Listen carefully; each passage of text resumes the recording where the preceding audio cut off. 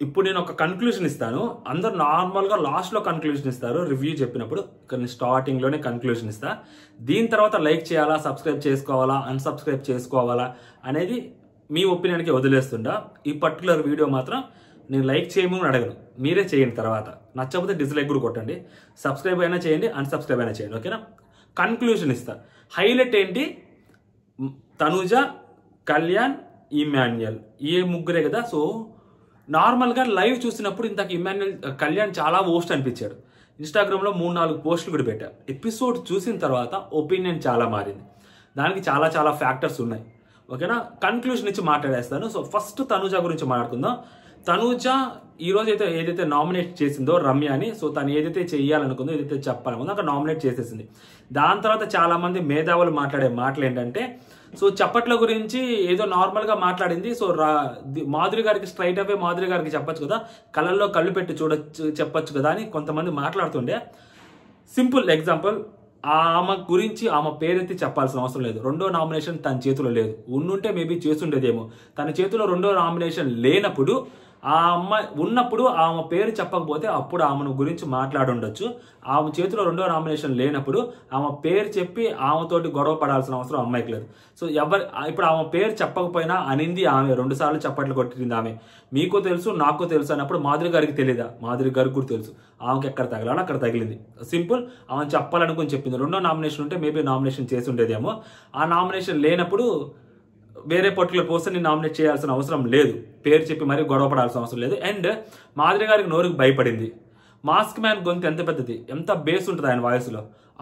ఆయనతోటే nominate చేసింది. 5 versus ఈ అమ్మాయి నామినేషన్లో ఉంది. ఓకేనా? మాస్క్ మ్యాన్తో రెండోసారి కూడా గొడవ పడింది. తర్వాత మొన్న లాస్ట్ వీక్ ఆయిషాది ఎంత పెద్ద గొంతు, ఎంత పెద్ద గొంతు ఆయిషాది. ఎలా ఉంటుంది ఆయిషా వాయిస్? ఆయిషా వాయిస్ని తట్టుకొని నామినేట్ చేసింది. తర్వాత నామినేషన్ డిఫెండ్ చేసుకుంది.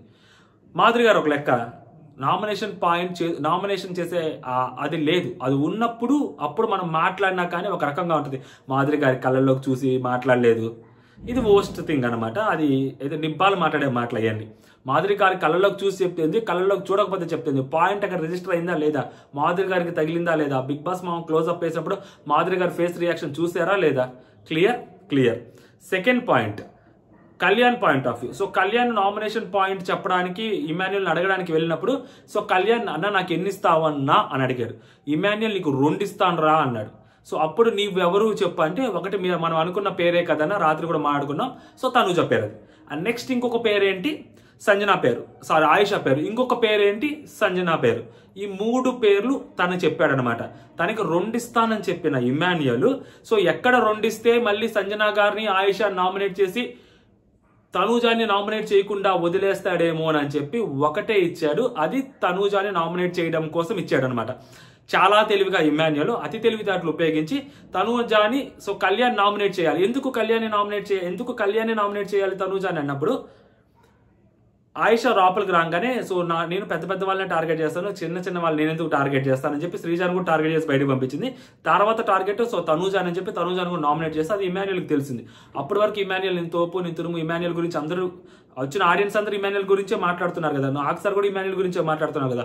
అలాంటిది ఈ అమ్మాయి వచ్చినప్పుడు సో ఈ తనూజ గురించి అంత హైలైట్ చేసి చెప్పినప్పుడు ఆబ్వియస్లీ తనూజ మీద అనేది ఒక చిన్న జలస్ అనేది వచ్చింది.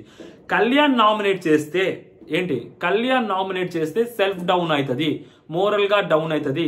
సో తను ఆల్రెడీ బర్నీ గారు వెళ్ళిపోయారు, తగ్గిద్ది. అదే చెప్తున్నాడు ఆయన కళ్యాణ్కి. బర్నీ గారు వెళ్ళిపోయారు, సింపతి వస్తుంది, పాయింట్స్ చాలా జాగ్రత్తగా పెట్టాలి అని.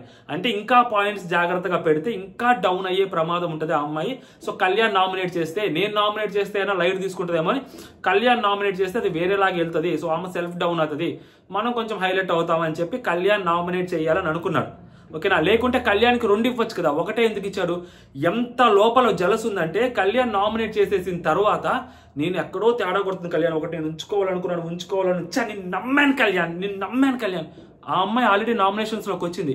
ఆ ఎపిసోడ్ చూసిన వాళ్ళకి ఎవరికైనా అర్థమైతే సింగిల్ నామినేషన్ పడితే చాలు నామినేషన్స్లోకి వచ్చేస్తారని. ఎందుకంటే చాలా తక్కువ మందికి ఇచ్చారు అక్కడ కార్డ్స్. సో కాబట్టి single nomination is also valid అని చిన్న పిల్లోడికి కూడా తెలుస్తుంది.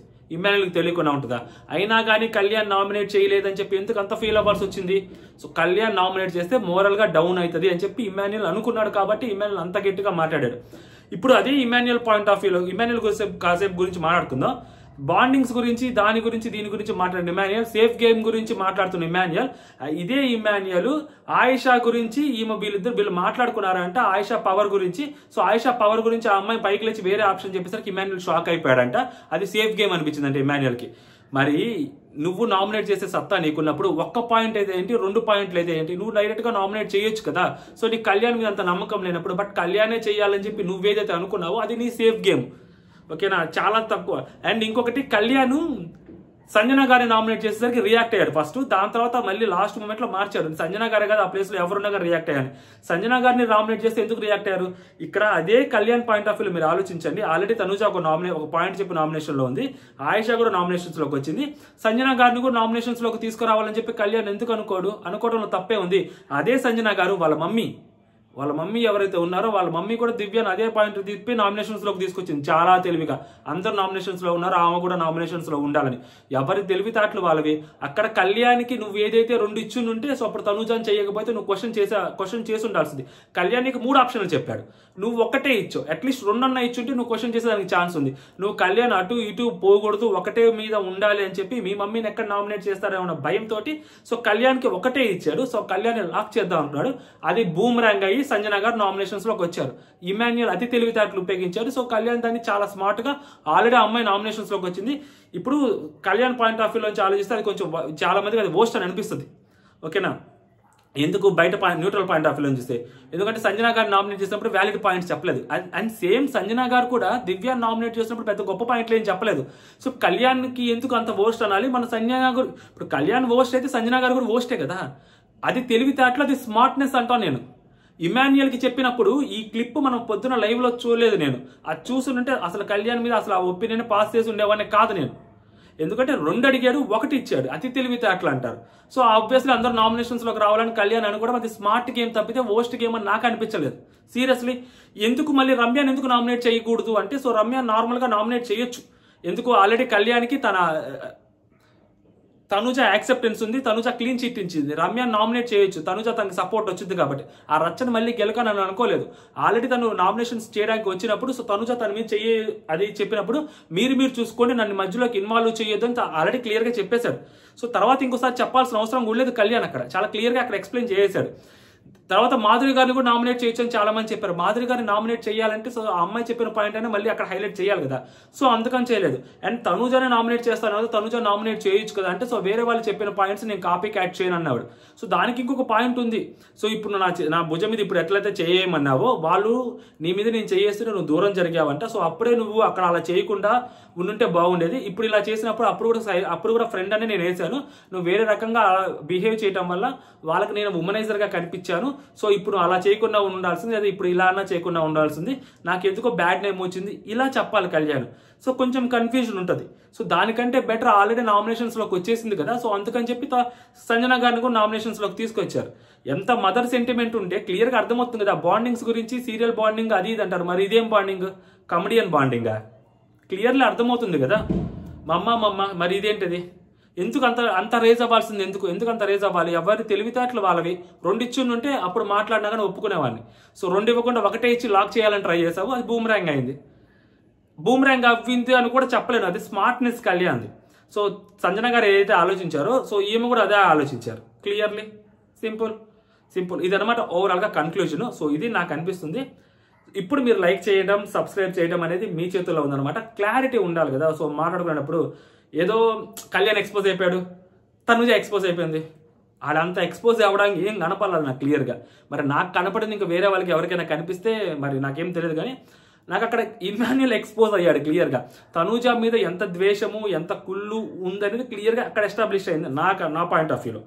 ఇమాన్యుయల్ డైరెక్ట్గా నామినేట్ చేస్తుంటే I fell very happy about that. ధైర్యంగా ఒక అడుగు ముందుకేసారా, ఫ్రంట్ ఫుట్ వేసి గేమ్ ఆడుతున్నారా, స్ట్రైట్ గేమ్ ఆడుతున్నారా, సేఫ్ గేమ్ ఆడట్లేదు. ఇప్పటి వరకు ఇమాన్యుల్ ఆడిందంతా సేఫ్ గేమే. తనుజ గురించి ఎన్నిసార్లు ఇమాన్యుల్ బ్యాక్ బిచ్చింగ్ చేశాడు? సో ఇమాన్యుల్ గురించి తనుజ ఎన్నిసార్లు ఒకసారి బ్యాక్ బిచ్చింగ్ చేసిందా? ఎప్పుడైనా కనిపించిందా? ఇమాన్యుల్ కంటిన్యూస్గా చేస్తూనే వచ్చారు. మరి ఎవరిది సేఫ్ గేమ్? మరి ఎవరి గురించి బ్యాక్ బిచ్చింగ్ చేస్తున్నారు?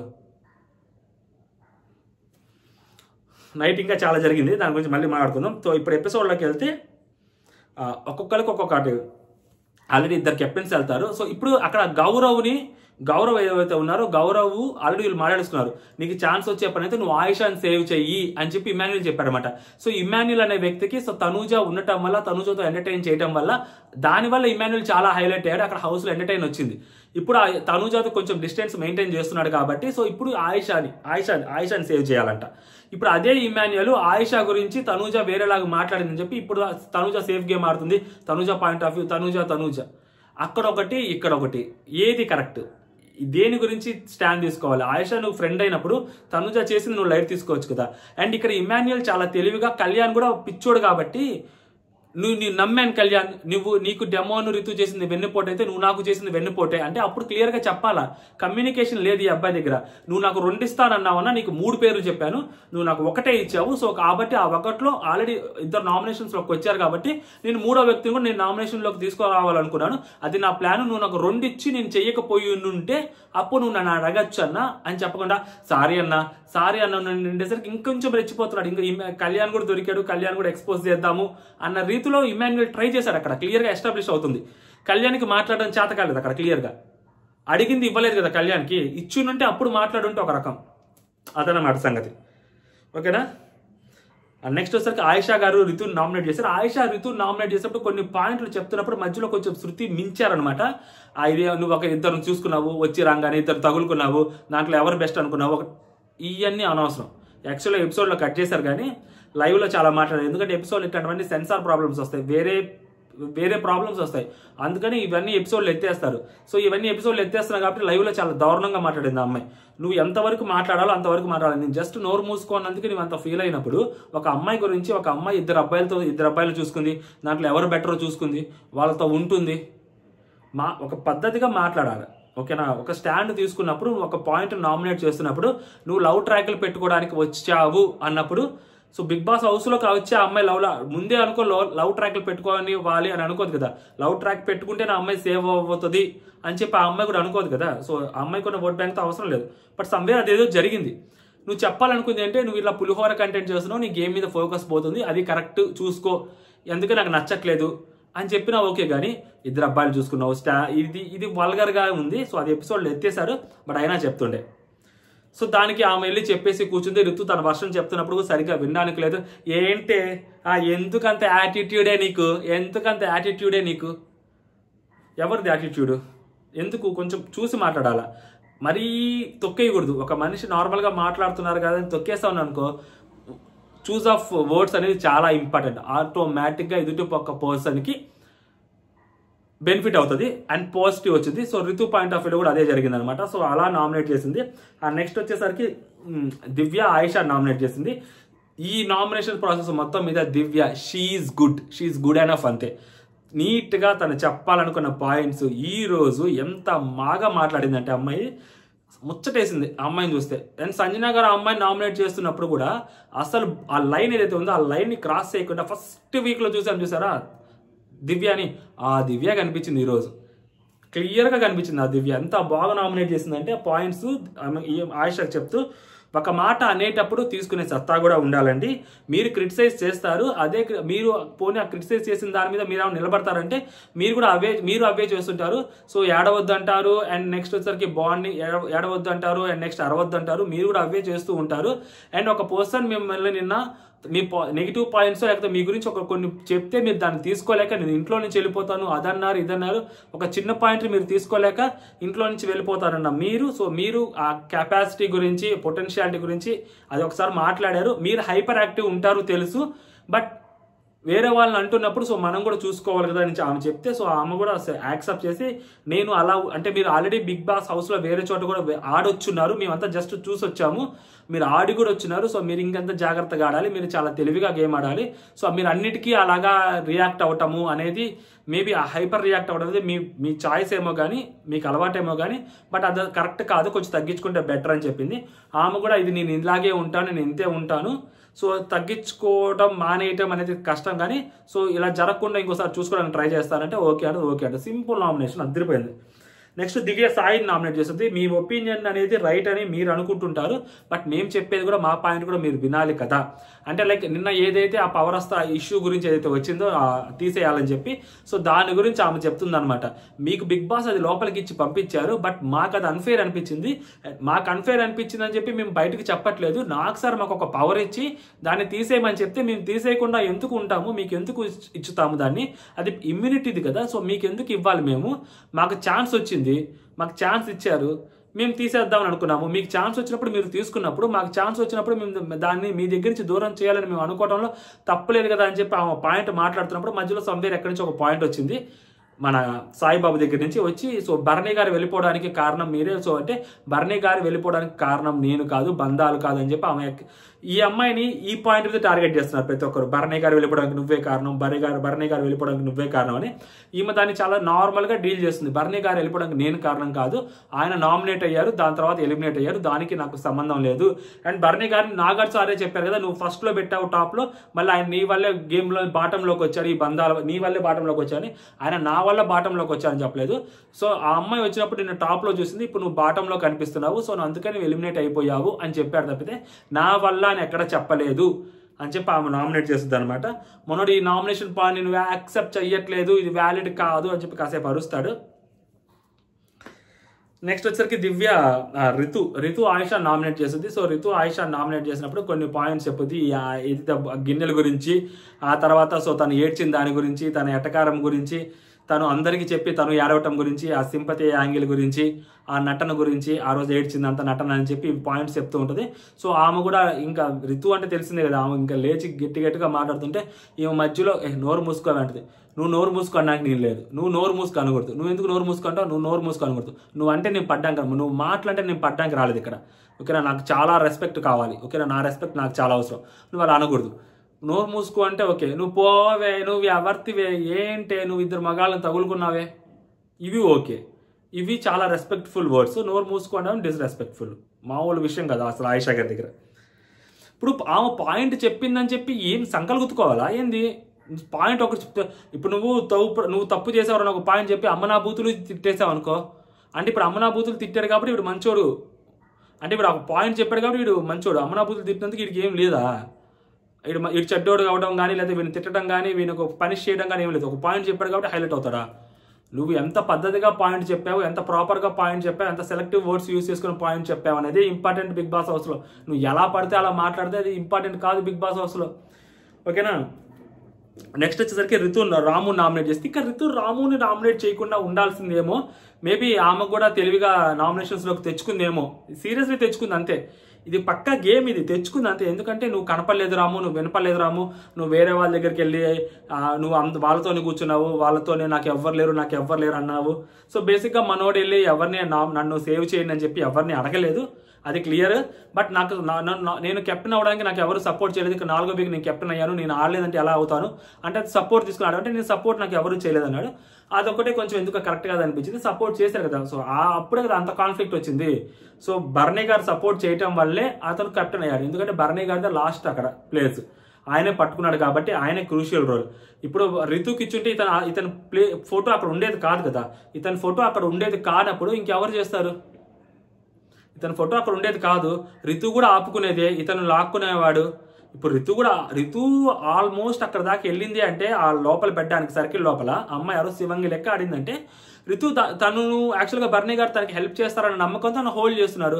భరణి గారు తనకి హెల్ప్ చేయడు అని చెప్పితే ఇప్పుడు అతను పుల్ చేయడానికి ట్రై చేస్తారు కదా, అక్కడ పుష్ చేయడానికి ట్రై చేస్తారు కదా అక్కడికి లోపలికి, అప్పుడు ఈ అమ్మాయి ఆపుకోగలిగే సత్తా ఈ అమ్మాయికి ఉంది కదా, అప్పుడు మనోడు కెప్టెన్ అవ్వడు కదా. సో క్లియర్గా సపోర్ట్ చేశారు, అదే చెప్తున్నాను రాముది ప్రాబ్లం. మిగిలినంతా ఓకే, మిగిలిన పాయింట్స్ అన్ని కరెక్ట్గా అని చెప్పారు, సపోర్ట్ దగ్గరికి వచ్చేసరికి కొంచెం మాట తరబడ్డాడు.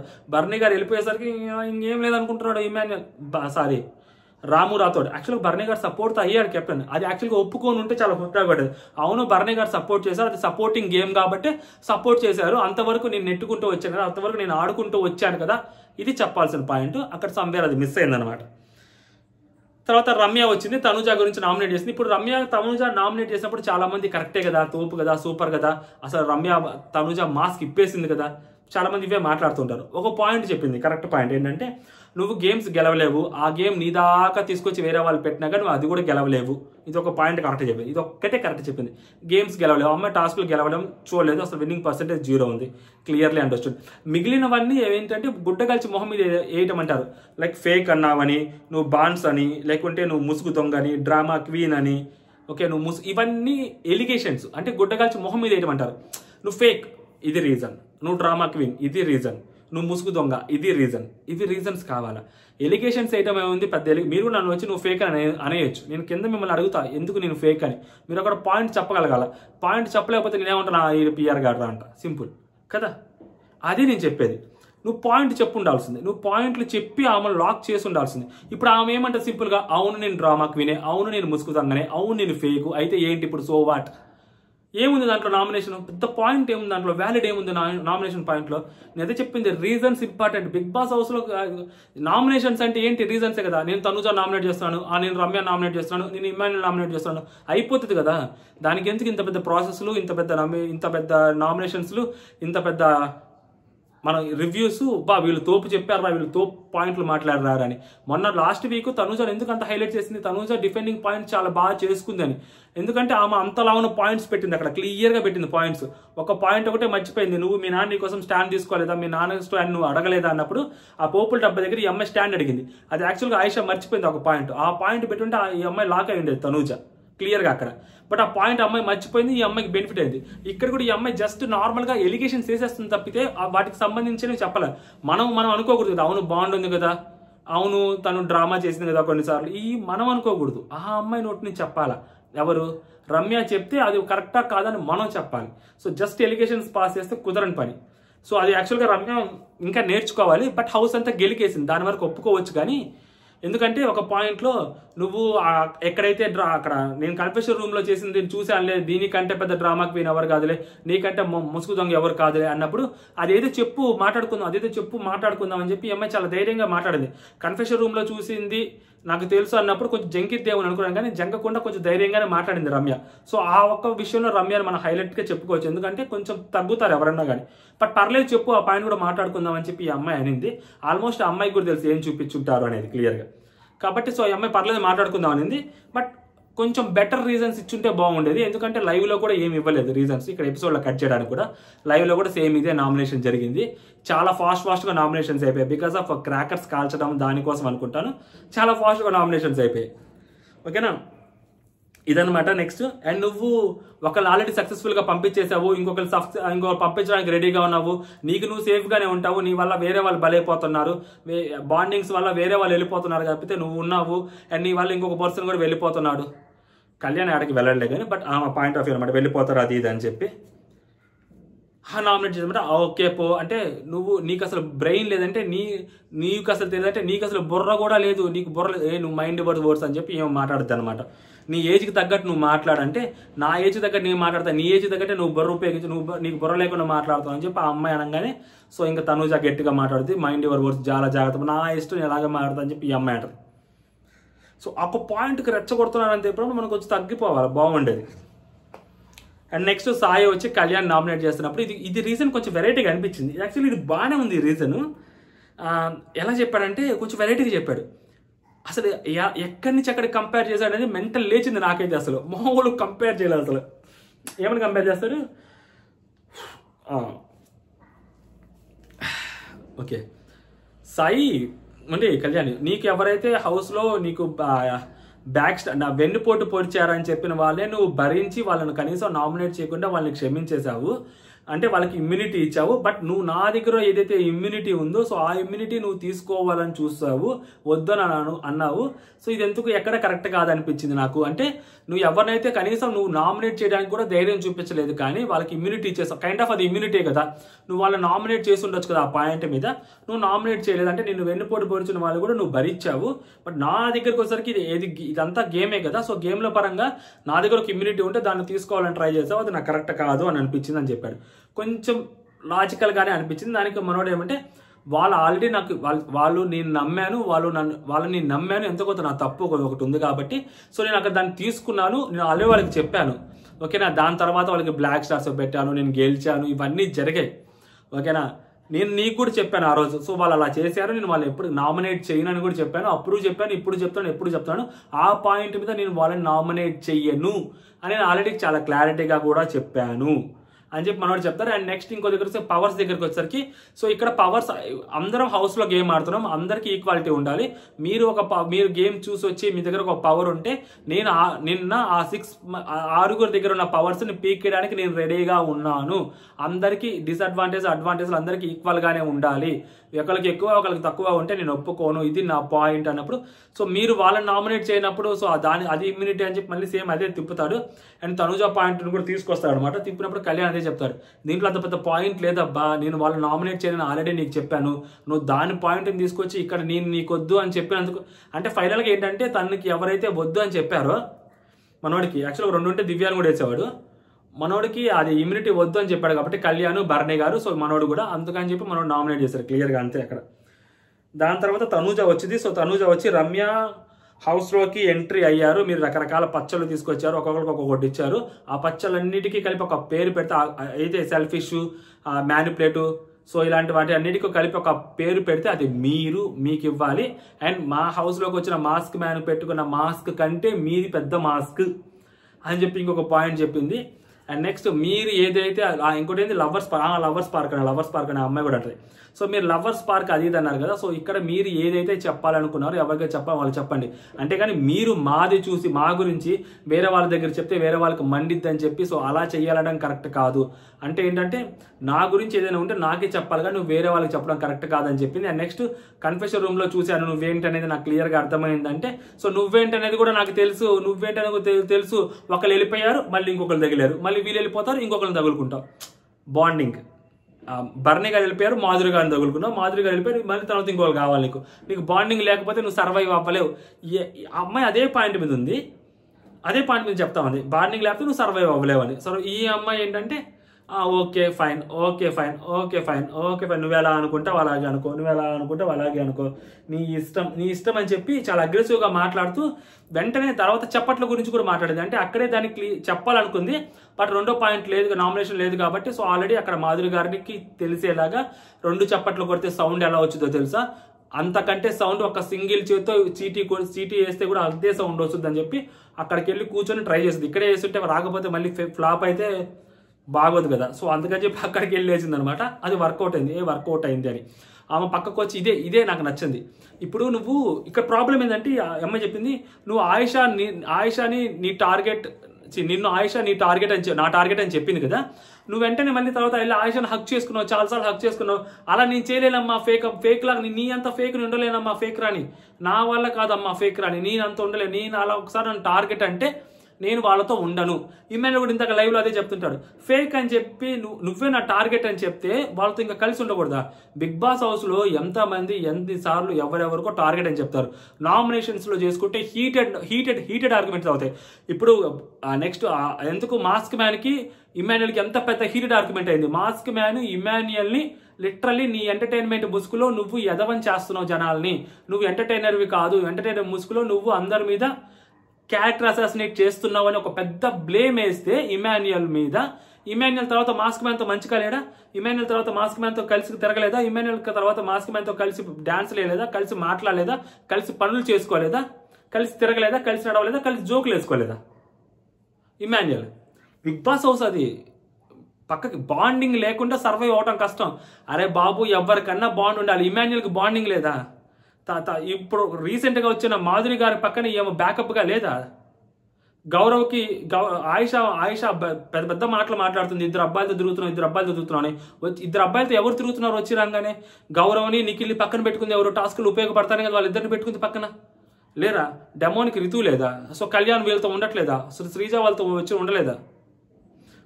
హౌస్లో బాండింగ్ లేకుండా లాస్ట్ వరకు సర్వైవ్ అవ్వడం అనేది కష్టం. ఇప్పుడు అసలు ఎవరితో నాకు బాండింగ్ వద్దంటే నువ్వు కెప్టెన్ అవ్వడం ఎలా అవుతావు, ఎవరితో నాకు బాండింగ్ వద్దంటే సో నువ్వు కంటెస్టెంట్ కూడా కనీసం నువ్వు కంటెండర్ కూడా అవ్వలేవు, ఓకేనా.